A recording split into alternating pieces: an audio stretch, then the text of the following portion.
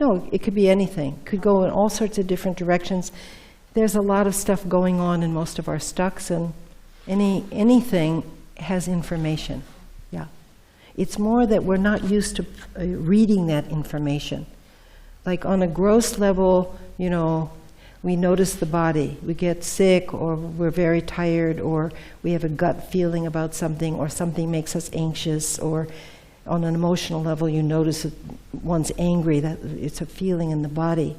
But we're trying to use this on a more subtle level of shifts. If you can feel a shift in the physical field, I mean, this is a system, right? The body-mind is an amazing system that works relatively well, you know, how the body and the mind work together and manage living.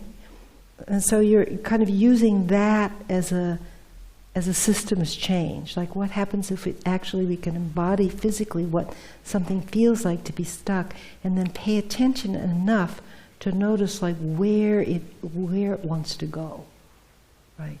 Not saying it should go somewhere or it must go somewhere or whatever, but where does it actually want to go? You know, that would be an organic and natural kind of movement from stuck to something else. Right?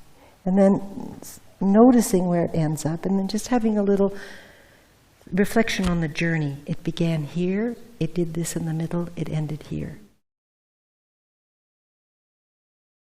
So the way I think about this is that the shape, whatever the shape is, the shape has something to say. This view of the world, whatever it is, whatever your view of the world is, it has something that it wants to move to, right? It doesn't want to stay here for the rest of the day, right?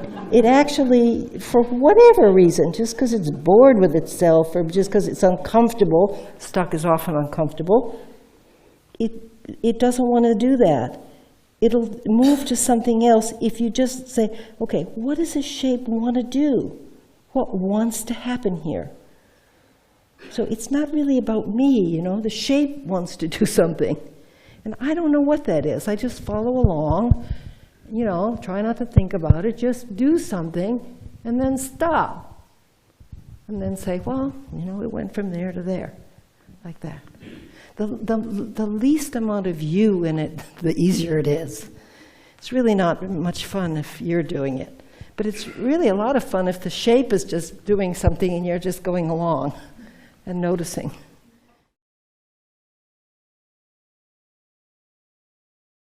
He might have an idea, oh, my stuck is like this, but the future is going to be like this. Whoops. And then I head to the future. So that's one way, and might have some information also. But right now, you're going moment to moment to moment to moment. What is emerging? We're talking about moment to moment to moment to moment. You're paying attention that way, right? Rather than it was like this, and now it's like that. Which, again, I'm not saying that's not effective method, but that's not what we're doing here.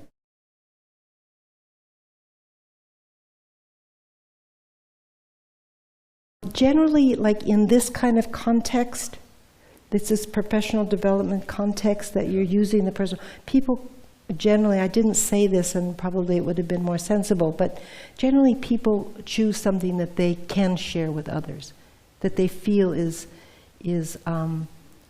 they can work with. And if it happens that this opens something else for a person, generally within their circle they can hold that.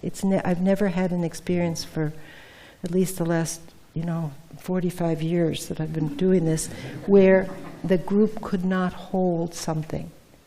So I have great faith in, I'm not trained as a psychotherapist, I know nothing about that, but I do know that groups of people are incredibly kind and they don't need professional skill to be kind and to hold someone's suffering.